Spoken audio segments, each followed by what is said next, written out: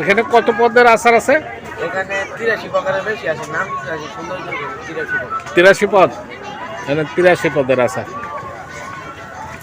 এই যে চালটা, এটা আম না, আম সত্য না?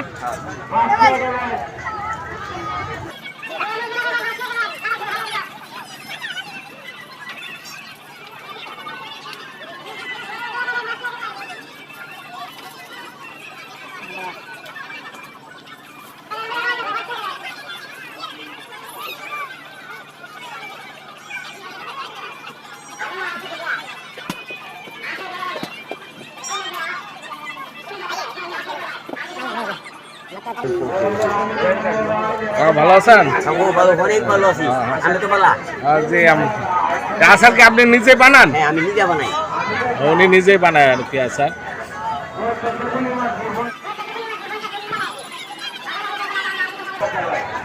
আপনার বাড়ি কি এলাকার মধ্যেই? গছিরহাটা বাড়ি ওনার। আপনার এই মেলা ছাড়া কোথায় পাওয়া যাবে আপনার? যে গেল জায়গা। আচ্ছা,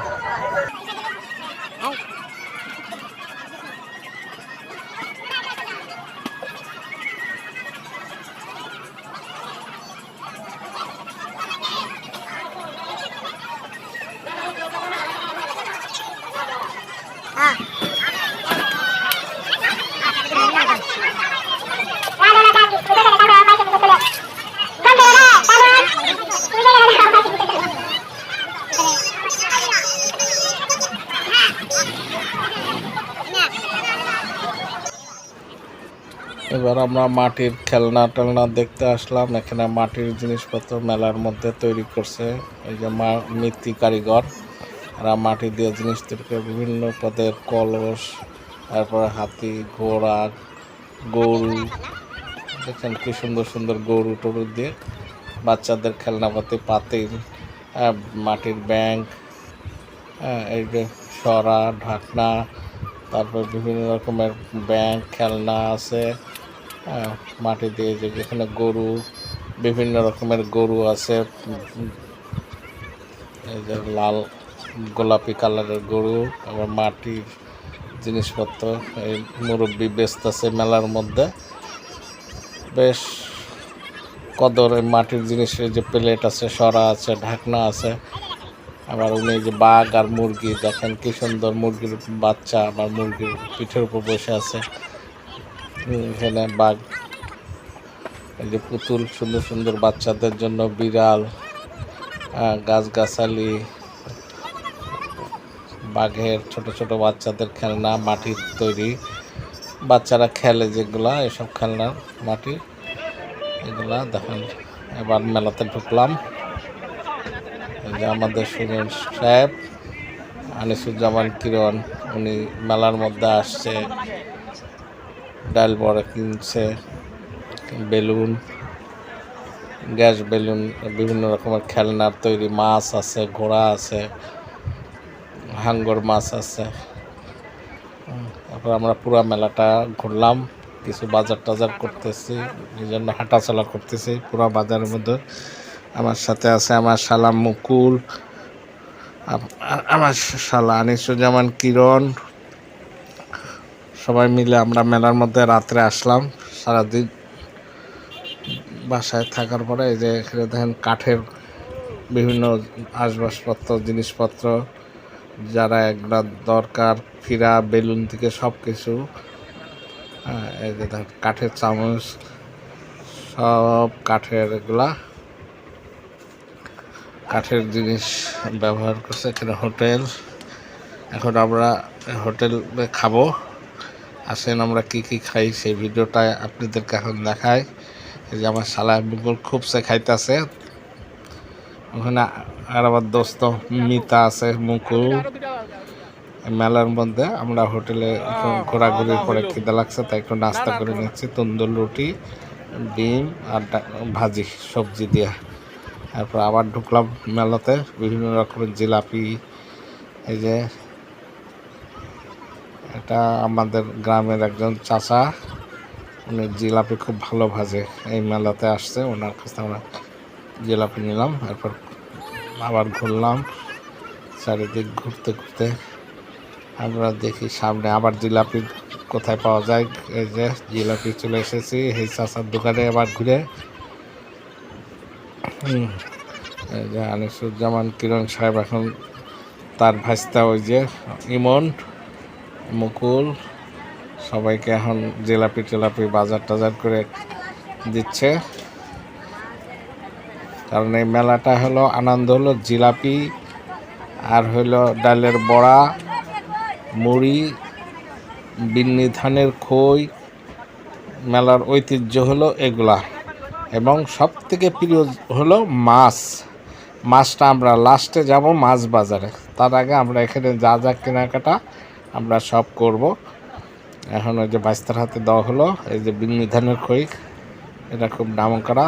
চলেন আমরা ভিতরে ঢুকি আরও দেখি কি কি আছে মেলার মধ্যে।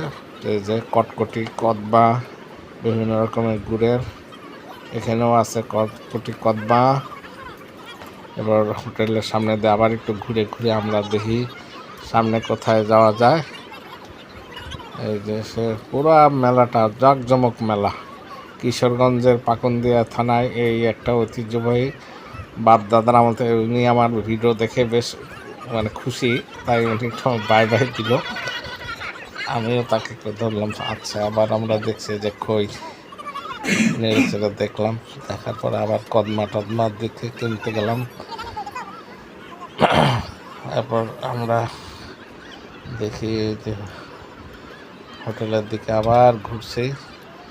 এই মেলাটা হলো অনেক পুরানো ঐতিহ্যবাহী একটা মেলা।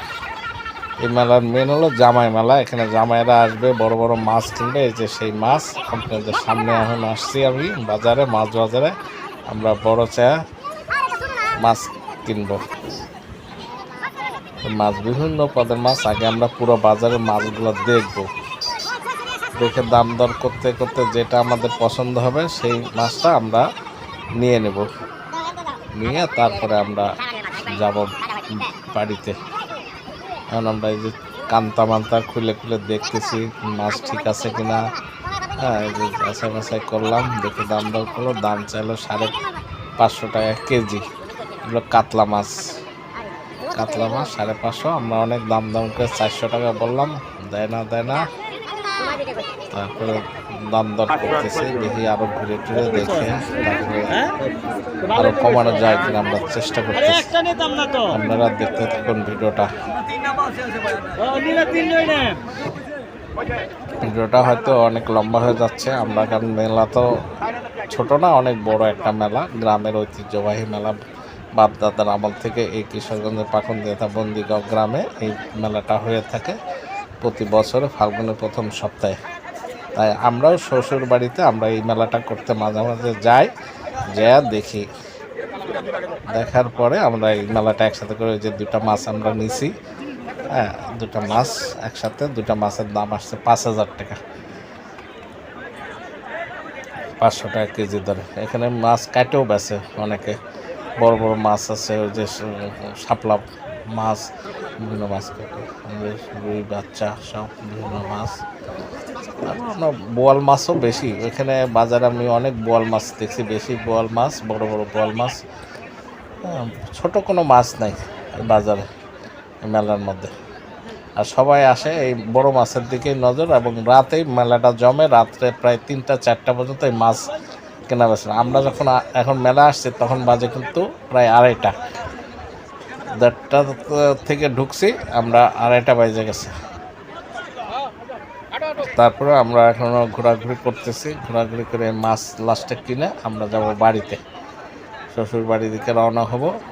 সেখানে আমার শালা টালা আছে, সবাই মিলে একসাথে আনন্দ করে আমরা মাছ ভেজে খাবো। মাছ ভাজাটা আমাদের খুব প্রিয়।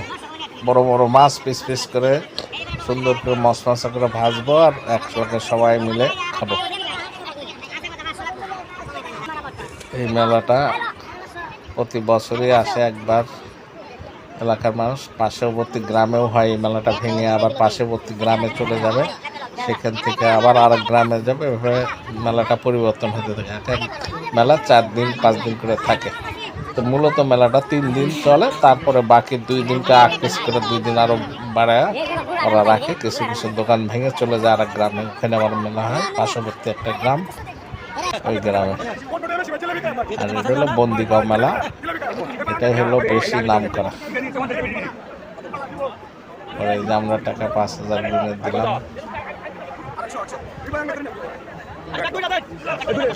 জামান কিরণ সাহেব উনি দিল মাছটা, মাশাআল্লাহ উনি বেশি পছন্দ হলো রুই কাতলা বেশি আর মিরকেট, এই 3 পদের মাছ। আমরা বড় বড় 6টা মাছ নিছি টোটাল, সব মিলায় আমাদের 6টা মাছের বিল হচ্ছে 5,000 আর 3,000, মোট 8,000। এই 8,000 টাকার আমরা মাছ নিলাম, রুই কাতলা আর মিরকেট নিয়ে আমরা এখন চলে যাব শ্বশুর বাড়ি। শ্বশুর বাড়ি যেয়ে আমরা এই মাছগুলো সুন্দরভাবে সবাই মিলে ভেজে খাবো। মূলত খরচটা বড় কথা না, আনন্দটাই হলো বড় কথা। এখন আমরা এই মাছ নিয়ে বাসায় চলে যাব শ্বশুর বাড়ি, ওখানে যে আমরা সবাই মিলে একসাথে করে খাবো এবং আনন্দ উপভোগ করবো। এবং আপনাদেরও দাওয়াত রইল, আপনারা সবাই আগামী মেলাতে আসবেন। ভালো থাকবেন, সুস্থ থাকবেন এই কামনায় শেষ করছি। আল্লাহ হাফেজ, ভালো থাকবেন।